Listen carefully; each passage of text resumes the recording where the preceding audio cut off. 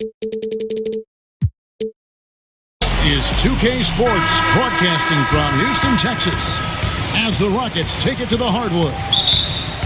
This is Kevin Harlan. We've got Chris Webber and Greg Anthony with us, and from the sideline, we'll be hearing from David Aldridge. For the Miami Heat, they're coming off a loss to the Charlotte Hornets. So the opening lineup for the Heat, they've got Enes Kanter, friends out there with Dario Saric. Then there's J.J. Barea, and it's Harden in the two-guard. Trevor Ariza, the veteran out of UCLA, he still gives you a little bit of everything on the wing. He's great in transition. He can hit shots from anywhere, but, you know, he's always been a leader. And that's a foul called on J.J. Barea. That's his first foul. Oh, that's just a bad foul there. The refs are going to be all over that one. Heat on D. They double-team Beal. Ariza no up. Harden has a wide-open look. A three-pointer, no good. The Rockets have gone 1 of 3 from the field to start this one so far. Jordan inside. He's against Kanter. They get it again. So he gets the whistle. Contact on the way up and 2 shots coming up. That's on Enes Kanter. Yeah, way to play in attack mode and get to the line. And Greg, you hear about the competitive culture that this Miami Heat franchise has. Yeah, and that doesn't always work for some teams, but it works for the Heat. This group will push each other all the time to be the best they can be. The practices have a feel of game-level intensity. Barea dishes to Harden. Shot clock at 6. And he could not get that one to go. A lot of contact, and he'll go to the line for 2. It's going to be on Rodney Hood. What makes Harden so special is his explosiveness. This guy can just turn it on whenever he wants to on offense. And Chris, when you see Harden coming down the lane at you, there is a very short list of players who can instill that much fear. Pretty much him, Westbrook, and LeBron. Each have their own style, and Harden's might be the most refined of all of them.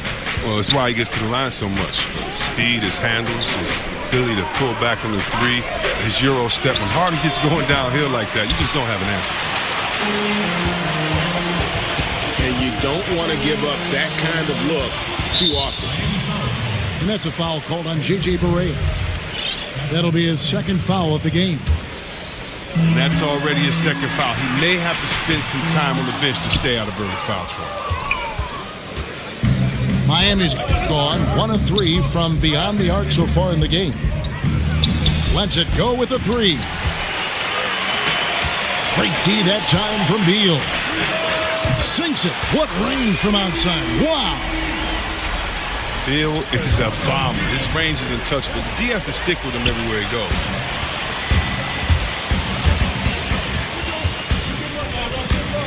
Saric again stands. They double him with Saric.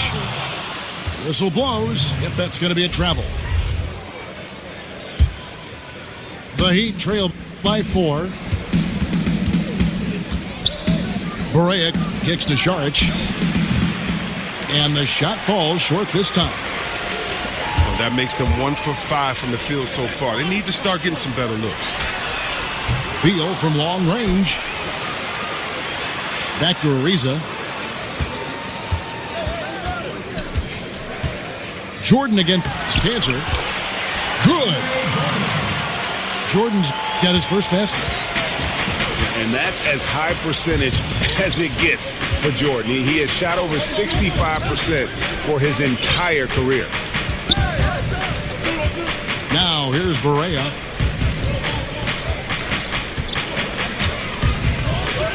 Passes it to Harden. Saric with the screen for Harden. He used that pick to perfection. Harden's got 7. Oh, I love how Harden pulls once he gets the ball. If you play off him just a little bit, it'll cost you. Stolen by Harden. Correa, the pass to Prince. They D that time from Hood. That's just a quick move to the 10 and an even quicker reaction by the D to stop him there. His percentage from the field is not very strong this quarter. Now here's Correa. He's been patient so far. Nothing yet on the scoreboard. Outside Hood. Cans it from downtown.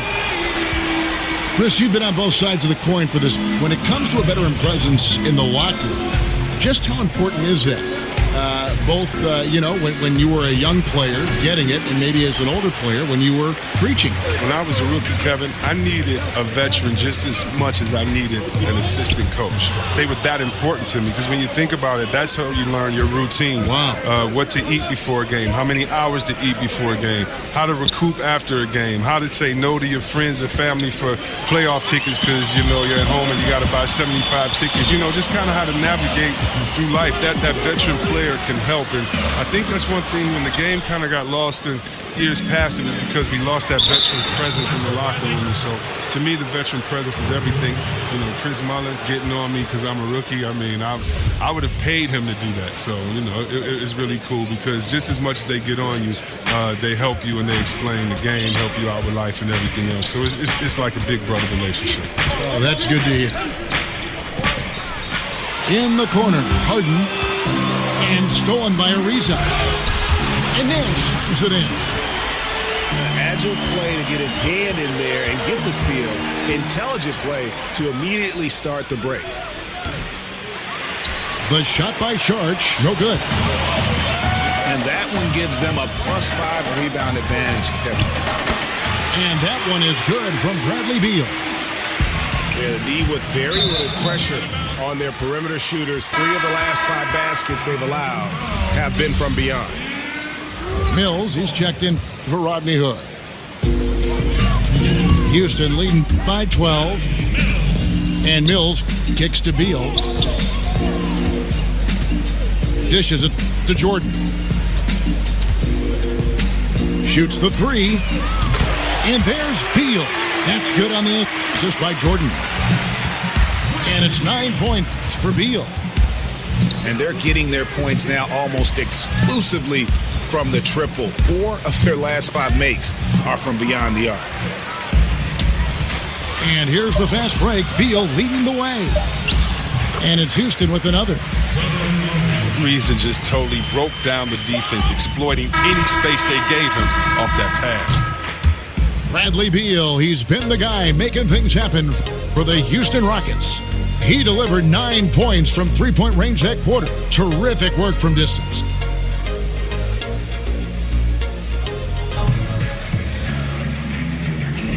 Welcome back. And Miami calls their first time out of the game. Now, and we know that the Rockets are a team that invests heavily into using analytics. I mean, they have been on the forefront of data-driven basketball decisions for some time. And Chris, talking about the Rockets and their analytic approach, the term Maury ball, after their GM, is thrown around with their approach, but hard to argue with the run of fortune they've had. Less mid-range shots, everything at the basket or a 3. I mean, it's easy to see that reflected in their play style. And now, brought to you by Gatorade, all fueled up and ready to go. Let's reset our lineups. So on the floor for Houston, we've got Mills. DeAndre Jordan is out there with Chris. Then there's Bradley Beal. And it's Ariza in the small forward position. It's Beal at the elbow. They double-team Beal. Ariza kicks to Beal. Houston keeps it going. A new 24-second shot clock. The tray. He can't get it to go. The Heat go the other way with it. Oh, he was absolutely lethal from the arc in the first quarter, but now he has cooled off significantly in the second. And Harris wide open. He shoots. That's in, coming off an assist from Miller. The D with some heavy feet out there. I mean, too slow to rotate. Nobody communicating. They can't make threes that easy for them. And let's catch up with our sideline reporter, David Aldridge. Guys, Miami's Eric Spoelstra is known for his focus and his devotion to work. How does he stay centered? Yoga. He said, I like it because you have to keep your eyes on your own mat. If you're not focused on the spot in front of you, you'll fall over. Kevin, that mindfulness translates across the board. Mindfulness. That's an interesting way to look at things, D.A. Spo is a great communicator. Knows how to certainly get through to his team. Harris dishes to Napier. Good ball movement here by Miami. Kept alive. Here's Marjanovic. Bender kicks to Miller. In the corner, Napier with it. There's a screen by Marjanovic. The second chance effort. The shot, no good. Great D that time from Beal. Lets the three fly. Rebound by the Heat.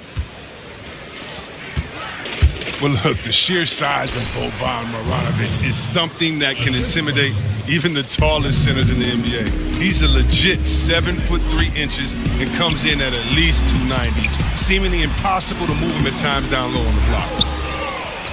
McGee's shot is off. Thought he was going to be able to take advantage of the D there. He had the space. And so he draws the foul on the shot. A trip to the line to shoot two. For Miami, they have been perfect at the line so far, albeit just 2 for 2.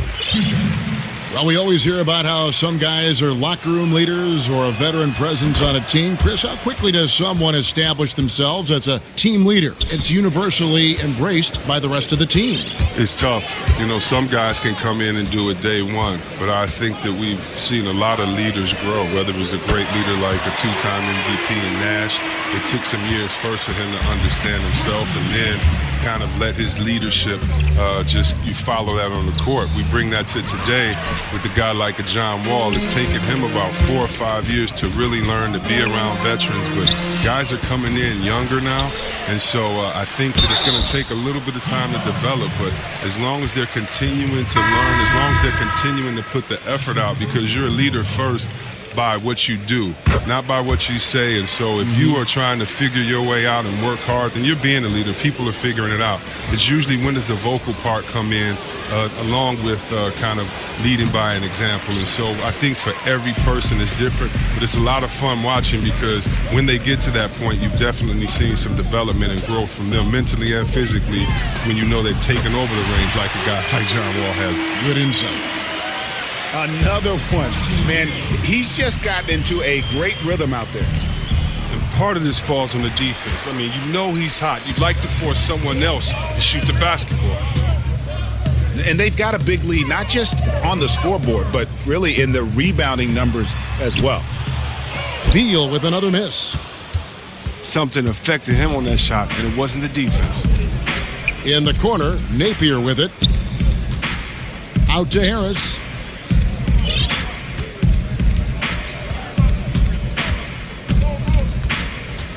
Just 5 on the clock. There's a screen by Marjanovic. And the basket by Napier. That's too much space to give him out there on the perimeter. They got to close out on him. Out of bounds. Miami takes possession. Oh, that's a brutal giveaway. A pass to no man's land. And the Heat going with the whole new group on the floor. Correa, the pass to Cantor. The pass to Harden. Cantor sets the pick for Šarić. And here's Prince outside. Rockets leading by 19. And probably the prime memories with the Heat have to be from the Big Three era. I mean, the team has done a great job of transitioning from that era to this current one, but classic example for me of reloading versus rebuilding. There's Beal with the three. An absolute bomb from three-point range. Beal's got 18 points. And having a whale of a game from three-point range. Drained 3 of them in that first quarter and has added 3 more here in the second. And Greg, credit the Miami Heat front office and coaching staff for continuing to keep this team competitive despite losing several Hall of Fame-type players in the last couple of years. And that is never an easy task for a franchise to go through. But the Heat have stayed in the competitive picture with smart signings and trades, and don't discount the impact Eric Spoelstra has had on that roster. The Heat trailed by 19. Harden outside. 4 seconds separating the shot and game clocks. And Beal kicks to Mills.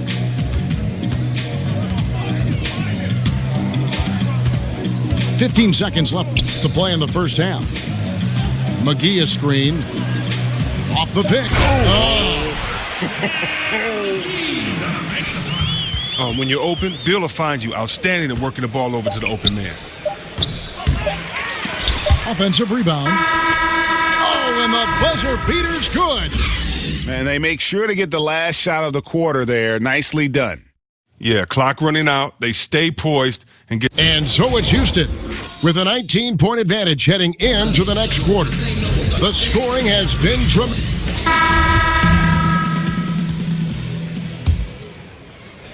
The Heat trailed by 19. And for Miami, look at who they've got out there. Dario Saric is out there with Enes Kanter. Then there's J.J. Barea. Then it's Harden. And it's Prince in the small forward. It's good. Kanter's got the first points of the third quarter up on the board for the Heat. And defensively, this is the opposite of how you want to start the second half. Yeah, I mean, you spend all that time in the locker room trying to get mentally prepared. Then you come out and give up that? No. Jordan the screen. Beal gets a wide open look. Over Prince. Here's Hood.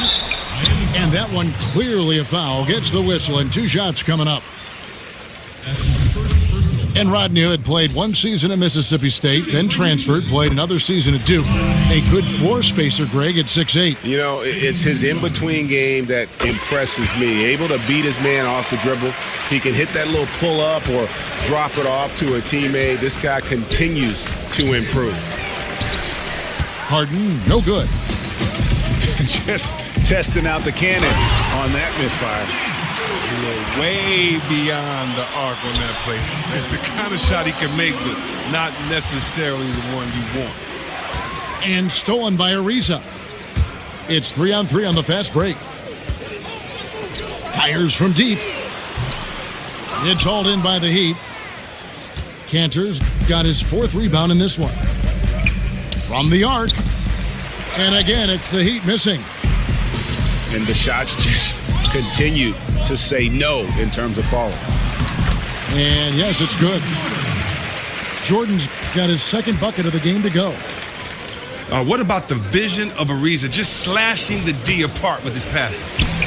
Controls the rebound and puts it back up and in. And folks, he did not luck into that one. He knew just where he wanted to be to grab that backboard. Beal against Prince. It's Beal on the wing. 18 points for him. Scooped up.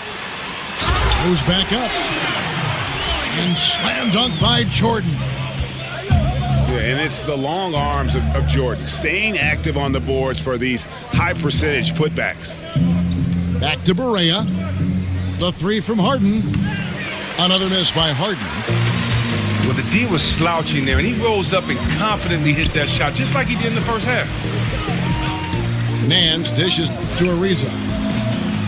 And it's off from 3-point range. Miami's gotten off to a very slow start from 3-point range in the second half. They're 0 for 4. And the dunk by Jordan. And that's what Jordan does best, an extremely lethal dunker. And the Heat call time here. Well, there are a lot of players who seemingly have ice in their veins when the game is on the line. They do not blink. When you think about those kind of players, who might be the most mentally tough in the league right now? Wow, it's so hard to tell who really is mentally tough because you don't know what these guys are thinking. But I know who looks like just cold stone, just merciless best players out there, and that's Kawhi Leonard, because Yes. you never know. You know, Kawhi is a nice guy, but, you know, he'll shoot a shot that'll end the game and then just give you such a cold look. And I think Isaiah Thomas is that way. I mean, I think so many players, of course, LeBron, Curry have been that way their whole career. But Kawhi Leonard seems to be that next coming of ice in his veins. Let's go down to the sideline and catch up with David Aldridge. Well, guys, the Houston Rockets, one of the most explosive scoring teams in the league. Defense has been a shortcoming in the past. Coach Mike D'Antoni said, we have some good individual defenders. If the rest of them just try, well, that's the plan. Kevin? Offense is what the Rockets are all about, DA. You know that. Coach D'Antoni definitely focuses on this part of the game more than defense. And a good example there of why it's important to change ends quickly. Yeah, talent in this league has it so that now pretty much every team can push the pace. You have to get back on defense. And he was fouled on the way up. 2 free throws now for him. That one is on a reason. Well, you knew that the Rockets were going to be an offensive juggernaut with their roster and Mike D'Antoni at the helm, but seeing it in action is still jaw-dropping at times. I mean, you're amazed. They can put up a lot of points in a hurry. Yeah, and the team plays at an incredibly high pace, which accounts for some of their big numbers. But they do a good job of finding smart shots and making the most of their possessions. This team can truly be scary when they're clicking. They get the rebound. Harris passes to Bender. Back to Harris. Another shot. And it's denied. +8 in the rebound differential. One more reason why they're in control. And Jordan gets it to go. Oh, great ball movement there. Richardson kicks to Jordan. Houston moving it around. Richardson with it. He's had some playing time, but no scoring yet from him. And Bender comes to help. 4 on the shot clock. Hood kicks to Mills. Nance with no one around. And the 3 off target. Feeds it to Napier. Miami no good on that time either. And it's Houston's ball. They're on an 18-6 run. And the jam by Larry Nance. And the one-hand slam just looks so pretty when it's in his hand and he's the one doing the slam. Agreed. He is smooth as silk, even on a power finish. And a wide open look for Hood. Sinks the three-pointer. Hood's got 8 points. And good passing, setting up a lot of these buckets right now, Kevin. That's been the key. And count it. He'll head to the line with a chance to make it 3. And you can see what the emphasis was at halftime. Here in the second, a lot more effort to get the ball inside, and it's starting to pay dividends. Catching up on the changes for Houston. JaVale McGee's checked in for Jordan. And it's Marquise Chris in for Nance. And Miami also making a switch. Marjanovic is checked in. Assists like that have typified their effort today. Terrific ball movement. For Miami, they have gone 5 of 7 from the free throw line in the game. Both free throws good for Miller. 26 seconds left here in the third quarter. Mills passes to Chris. And Bender comes to help. All alone.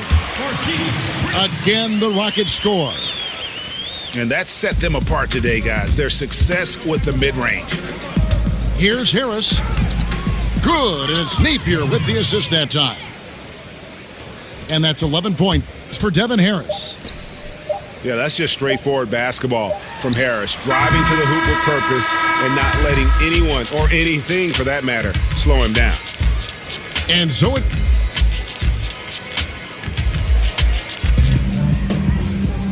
And we're getting underway here in the fourth.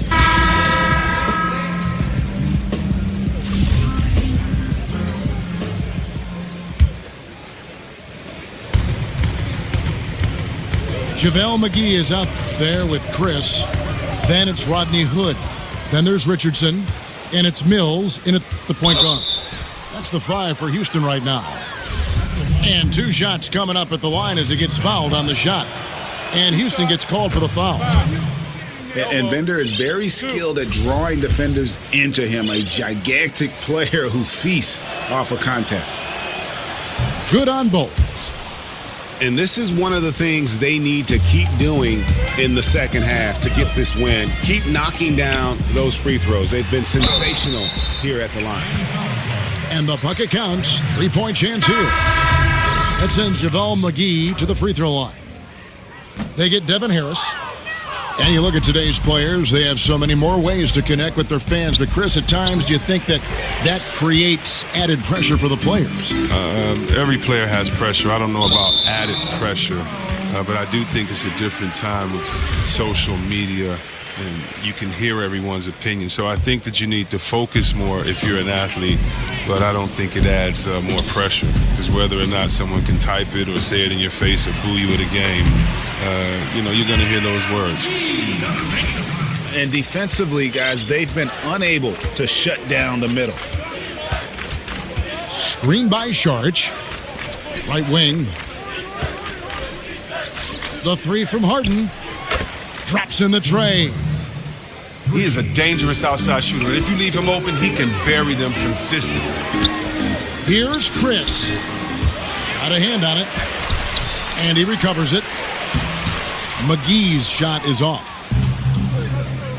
Harden inside the 3-point line. It's good. Great play set up by Barea. Barea's got 3 assists tonight. Mills dishes to Hood.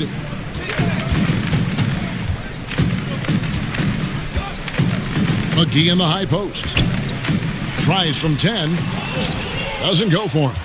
Good work defensively by Harden. Prince, right side. Kicks it to Barea.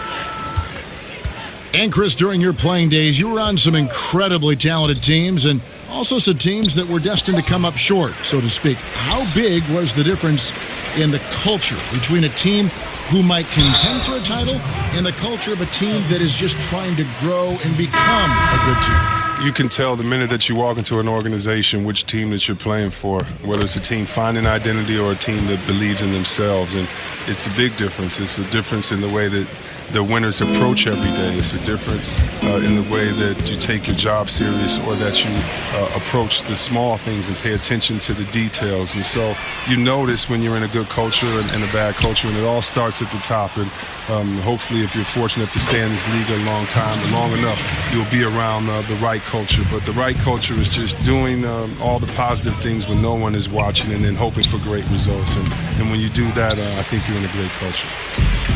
And you know what? If you're the defense, you got him right where you want him. Let him keep shooting those threes because he's been brutal in this half. Prince kicks to Harden. And Jordan sends it back. And the one thing we know about DeAndre, he's a presence at both ends of the floor. He protects the rim on D just as much as he punishes it at the offensive end. And a big lead for them on both the scoreboard and the backboard thus far. It's Harden with the drive. And he's fouled pretty hard on that shot, but he's got the chance to pick up the points at the line. It's going to be on DeAndre Jordan. And you know Harden loves using that shot fake and Euro step because it's so hard for defenders not to bite on it. And watching James Harden, the amount of shots he is able to create for himself and his teammates, he just does so much from his position that is unrivaled. One of the greatest offensive threats, not only today, but really of the last decade. Ariza has the open look. Gets the three-pointer to fall. And the three-point shooting skills of Ariza are just lethal. A volume shooter from there could flat out light it up. There's the 3. And it's good. Assisting on the play was Jordan. Jordan's got his 4th assist in this one. And for Harden, he's been in the conversation, Greg, for MVP for several years. The way he's able to just carry an offense with his creativity caught his attention. And Kevin, I think he might have won it last year if it wasn't for the amazing season put in by Russell Westbrook. Don't count Harden out, though. He's such a unique talent on offense. Maybe this will be his year to bring home that MVP award. Here's what Miami's going with right now. Marjanovic checked in for Cantor, and Shabazz Napier subbed in for J.J. Barea. Here's Houston now. They're on a 13-5 run here. Beal, the pass to Hood. Beal with it, and it's Harden picking him up. Out of bounds. Houston takes possession. That is just a careless turnover. You've got to be smarter in those exchanges. Pass to Beal. Jordan inside. Guarded by Marjanovic. Miami's gone 2 of 5 on three-point shots since the end of the third quarter. Here's Napier. A three-pointer off the mark. Here's Houston now. They're on a 13-5 run. And as we head to the final buzzer here, a crushing blowout. Big-time dominance, and this will go in the record books as a gaudy win for the Rockets. This was a team performing to its fullest capability. A hugely satisfying win. A game that not many will soon forget, and on the other side, one that I think most will try to forget. And so that moves their record to 11 wins on the year. And with the win approaching, they'll take the first game here of 2 that they'll play against this team. Nice to get that first one out of the way and set the tone. And you know, when you look at the huge impact he had, just a monster game for DeAndre Jordan. He did all the dirty work that they needed, clearing out space underneath and securing rebounds. Well, he can finish with force or finesse. The beard does it all. Now 8 seconds separating the two clocks. Here's Jordan. And the rejection by Marjanovic. Harden against Hood. Harden missing again.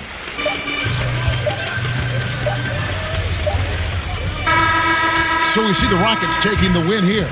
They won this game going away. They were the better basketball team by far tonight. And you got to commend this sort of dominance, particularly here at home. It's a great feeling when you play almost a perfect game and to have that crowd be so pumped up. And that'll wrap it up, folks.